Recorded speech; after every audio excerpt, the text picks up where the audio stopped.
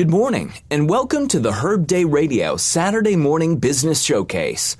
This time is set aside to help listeners learn about topics of business, services, medical, and legal matters. First today is Kim Boyer of Boyer Territory, a real estate company. Hi, welcome to Real Talk. This is Kim Boyer. We are speaking with Rodney Donnelly again today, and today we're going to be talking about your credit. Whether it's good, whether it's bad, and what to do if it's not quite where you want it. So, Rodney, what do you have to say about that?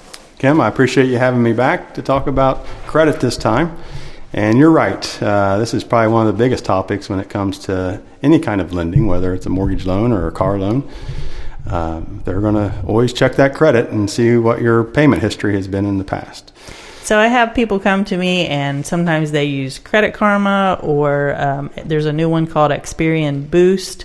And sometimes they'll say, my credit score is a 620 on Credit Karma. Does that turn out to be true in the big scope of things when you look at the big three?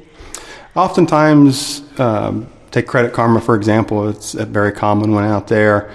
And what I find is they're not quite exact with what the credit reporting agencies are actually reporting. Gotcha. So it'll get you close and give you an idea. Correct. Yeah, it gives you a range. So if you're low 600s, then we're pretty confident that whenever we pull credit, it's not going to be up in the 700 or 800s. Correct. So it gives you a little range, but it's not going to be exact. Okay. So if they're thinking about it and Credit Karma says they're in the 600s, they just need to give you a call and have you check that further for them? Yeah, I would say yes. It's great to use resources to help you get to where you want to be, right? So calling in and talking to us, that's what we're there for. So don't be afraid to do it. Give us a call, and we'll talk about your credit history. Because it's a 620 or a 650 for some reason. There's something there that's causing problems. So even though you might qualify, like the guideline is minimum 620, something there got you to the 620. So you may still not qualify because it might have been a bankruptcy last year, or it could have been some serious delinquency on a mortgage loan at some time. What other types of things can take a hit on your credit? So oftentimes what you're seeing is the negative stuff is going to be foreclosures, bankruptcies, 30-day late, depending on when it was. All right. So if last month you forgot to make that payment, it's going to take a big hit on your credit score because they're thinking maybe you're in some kind of financial distress because you didn't make that payment. Gotcha. Now that 30-day late, 5 years later, it really has no impact. All right. But those late payments, 30 days late, 60 days late, 90 or more days late, collection accounts. A paid collection is better than an unpaid collection. Oh. You also have where maybe you owed money to a credit card company and you were saying, you know what, I'm just want to try to walk away from this. So I'm going to only pay them $1,000 and I'll negotiate to get out of this for $1,000, right? How does that work out for you? Well, it's now it gets reported, not that you paid them. They report that there's now a profit and loss or some other settlement agreement on that account. So it's as though you didn't pay them. So you're a risk for someone else. That is correct. Yep. So all those things are what's getting reported, and those things will have a negative impact on your credit. But it's not there forever, which is a good thing. Even the worst of it being a bankruptcy or foreclosure. And how long does that usually take to Usually you're looking at the maximum something's going to be on there is typically 7 years. And the further away you are from it, the less impact it has. The better it is. So are you saying they can't get a loan for 7 years? Not necessarily, right? And that's where it's always good to talk about it. Even if you are in your own mind think there's no way I'm going to qualify for a loan, stop in and let's talk about it. Pull up your Credit Karma. And I've had that happen. And we'll look through what's being reported. And I'll give them guidance on what needs to happen. And maybe it's, hey, listen, you got these 3 collections out here. They're each for $50. Just pay those. Find out who it is. It should show who the creditor is that's reporting that. Call them up. Pay your $50 to them. And the next thing you know, a couple months later, that score is going to start so going up. much better. So that's something fairly easy that you could take care of. And sometimes if people haven't checked their credit, or if they don't have Credit Karma where they can check things like that, they don't know it's on there. That's correct. And they don't understand why their score isn't any good, and they need to investigate. So these kind of things, it's not going to get better if you ignore it. That is correct. So a lot of times the out of sight, out of mind, and I don't want to deal with that. So, but you can come in and talk to Rodney, and he can help you deal with it. So. Correct. Yeah, we'll get you there some way or another. It may not be today, right? It might be 4 months down the road. It might be a year down the road. But if that's your goal is to be a homeowner, then stop in and start with the process today, and we'll get you there. Start somewhere. That's a good place to start. You have to take the first step and then deal with what comes after that. That's correct. Yep. Yeah, and it's never as bad as what you think it's probably going to be. That's good. We do make things way harder in our minds than to just take the first step. Like they say, you don't have to see the whole staircase. Just take the first step, and you'll get there. That is correct. Yep. So that is correct. All right, anything that you could add that would help people with their credit, other than paying your bills on time, is always a good thing to help with credit. But say someone who, someone who just graduated high school, or they don't have a credit history, what's the best thing that they could do? Okay, yeah. So first thing you want to do is at least get something established, right? If you have somebody that you can work with, like a parent, and if I just graduated and I have a parent who can help me, then maybe you can do something where you're co-applying for a credit card, for example, and they might be willing to issue a credit card. You've graduated high school, maybe you're not headed into college right away, or maybe you're doing your summer job. Save some money, and we could do what's called a savings secured or a CD secured loan. And what happens there is you're putting that money into that account at a bank. Okay. They're not going to check your credit score. They're going to look and see if you're at least working, ideally, so you can make repayment. But as a bank, we're 100% collateralized on that loan. So if you don't pay us, we're going to go into your checking or savings account or CD, and we'll make that money. Now, we are going to put a hold on all that. So if you come in and you do a $500 savings secured CD, and you've got $700 in your savings account, well, we're holding 500 of it. So you're only going to be able to use 200, yeah. Understood. So that's a great way to get started, too. And agencies are looking for different types of credit. So they want to see, do you have an installment loan, which would be a savings secured loan? Do you have revolving credit, like a credit card? Have you had a mortgage or any other high credit limit type of account out there? So they look at all those different things to make a determination for your credit worthiness. It's good information. With that, we'll be right back, and with Real Talk after this.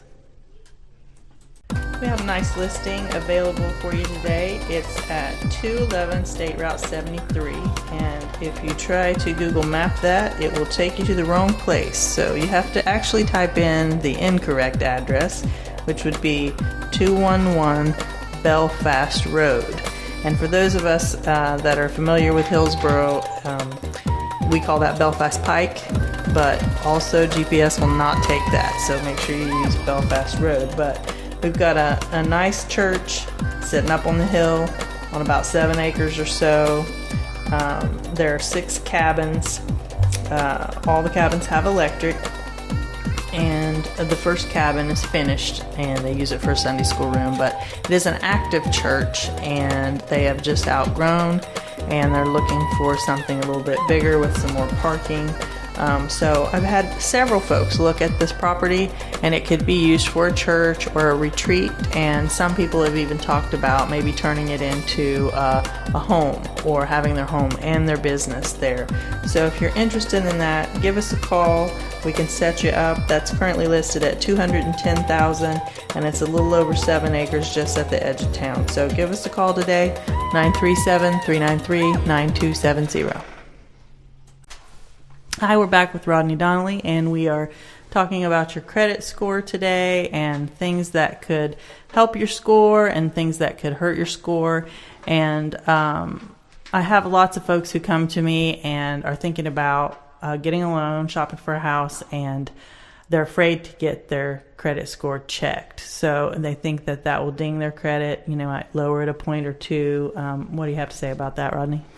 So if you are in the market to feel like you're getting ready to start buying and you want to start looking for those homes, working with a realtor, we mentioned in a previous episode about pre-qualifications and pre-approvals, right? Yes. So that's really the first step. So ultimately, you are going to have your credit score checked. Easy for me to say. Right. And so that's going to be an application to get started. Gotcha. The credit agencies are going to know if you are actually looking for a home, because you might come to our bank for pre-qualification and you might choose to go to another bank or 2 or 3 more. So that's okay if you want to check with 2 or 3 more, but you don't want to check with like 30. That is correct. Yes. Just a few, just to kind of check the rates and the different types of loans that they have. Right. Yeah. You don't want to get too involved in. I know it's easy to do online nowadays, and you can go online and apply everywhere for a mortgage loan. You kind of want to stay away from that. Talk to a couple banks or a couple lenders that you would be comfortable with using for a mortgage loan. Gotcha. And then those pre-qualifications last for a while. So for us, it's going to last at least 3 to 4 months. So we give you plenty of time to look. And then to update those, we would just have to pull credit again. But it won't hurt it. So you go 120 days, and then if you have to do it again, it's not a great big deal. That is correct, yeah. Okay. Nothing significant will happen. That people get worried about that because, credit's very important in the world that we live in, and you need to have a good score to do a lot of things. So, correct. And to that point, the person who has paid cash for everything, I always say credit is a necessary evil, right? We don't want to owe people, but to your point, in today's world, you're going to have credit. So at least keep something active. Even if it's just a credit card that you rarely use.